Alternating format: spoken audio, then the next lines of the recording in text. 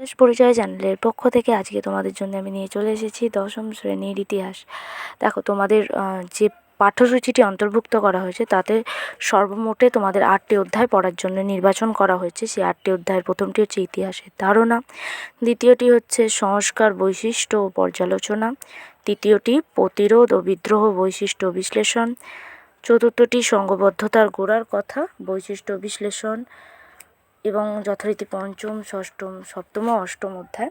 তো এগুলির মধ্যে আজকে তোমাদের প্রথম অধ্যায়টা আমি শুরু করব এবং যথাসাধ্যভাবে তোমাদের বুঝিয়ে দেওয়ার চেষ্টা করব যাতে এই অধ্যায়টা নিয়ে তোমাদের কোনো সমস্যা আর না থাকে। তো দেখো, প্রথমেই তোমাদের এই অধ্যায়ে যেটি আছে, তো ইতিহাসের ধারণা বা আধুনিক ইতিহাস চর্চার বৈশিষ্ট্য বা বৈচিত্র্য। দেখো, আধুনিক ইতিহাস চর্চা যেটার উপর বেস করে তৈরি হয়, তো আধুনিক কালে যে অ্যাক্টিভিটিসগুলো আমরা করে থাকি বা আধুনিক কালে যে ঘটনাগুলো ঘটে থাকে, তো প্রথমে আছে খেলার ইতিহাস, অর্থাৎ বর্তমানে খেলা ভারতে যথারীতি সবথেকে বেশি প্রাধান্য পেয়েছে। তো খেলাগুলির মধ্যে হচ্ছে ক্রিকেট আছে, ফুটবল আছে এবং কিছু যে আদি খেলা আছে বা পুরনো খেলা, সেই খেলাগুলি এই পাঠ্যসূচির কিছু একটা অংশে তোমাদের জন্য অন্তর্ভুক্ত করা হয়েছে। দেখো, মল্লযুদ্ধ মানে হচ্ছে যে এই লাঠি খেলা, ব্যায়াম, মল্লযুদ্ধ, এই জিনিসগুলো আগেকার দিনে কেমনভাবে হতো এবং সেটাকে কোন লেখক কীভাবে ব্যক্ত করেছেন তোমাদের সামনে, তাদের কী কী বই আছে এ সম্বন্ধে, এগুলো তোমাদের পড়তে হবে, যেগুলো তোমাদের শর্ট কোয়েশ্চেনে এসে থাকে। তো এরকমই আছে ফুটবল, ক্রিকেট ও হকি। ও তারপর আছে দেখো খাদ্যাভ্যাস, অর্থাৎ আগে মানুষ কী খেত, তথা বাঙালিরা, আগে বলতে খুব পুরনো না, যখন থেকে আমরা ইতিহাস লিখতে শুরু করেছি তারপর থেকে, এবং তারপরে এখন কি পরিবর্তন ঘটেছে এই জিনিসটা এটার মধ্যে অন্তর্ভুক্ত। এবং শিল্পচর্চার ইতিহাস, শিল্পচর্চা বলতে সঙ্গীত, নৃত্য, নাটক, চলচ্চিত্র, এই জিনিসগুলো, এগুলো কে কী বই লিখেছেন বা কোন চলচ্চিত্রের কী পুরস্কার পেয়েছেন বা তাদের নিজেদের লেখা বই বা নিজেদের যেটা চলচ্চিত্রিত করা হচ্ছে এরকম বই বা সিনেমা, সেইগুলো হচ্ছে তোমাদের একটু দেখতে হবে। আর তারপরে দেখো পোশাক পরিচ্ছদের ইতিহাস, বললাম যেটা ওই পাথরের যুগ বা পুরনো পাথরের যুগ, যখন থেকে আমরা ইতিহাস লিখতে শিখেছি সেই টাইম থেকে মানুষ কী কী পড়তেন এবং তারপর কী কী ধারায় পরিবর্তন এসছে সেগুলো তোমাদের দেখতে হবে।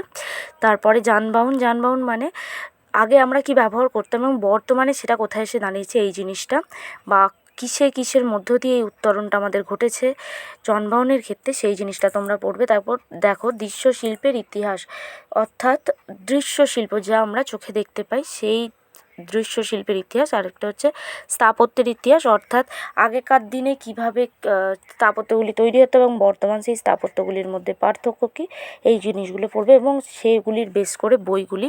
তো স্থানীয় ইতিহাস মানে কোনো একটা জায়গার বা নির্দিষ্ট একটা অঞ্চলের ইতিহাস সম্বন্ধে, এবং শহরের ইতিহাস বলতে তার থেকে বড় সেটা তোমরা জানোই।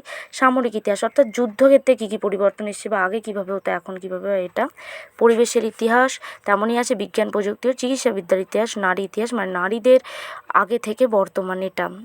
দেখো, সবথেকে ইম্পর্টেন্ট যেটা সরকারি নথিপত্র, অর্থাৎ ঐতিহাসিকরা ইতিহাস লেখার সময় সরকারি নথিপত্রের দিক থেকে কীগুলির উপর বেস করেন এবং বিশ্বাস করেন বা সেগুলো কীভাবে কাজে লাগান এটা তোমরা দেখবে। যেমন গোয়েন্দা ও পুলিশের রিপোর্ট, বেসরকারি সরকারি চিঠিপত্র, ডায়েরি, তারপর হচ্ছে সরকারি প্রতিবেদন, এইগুলো।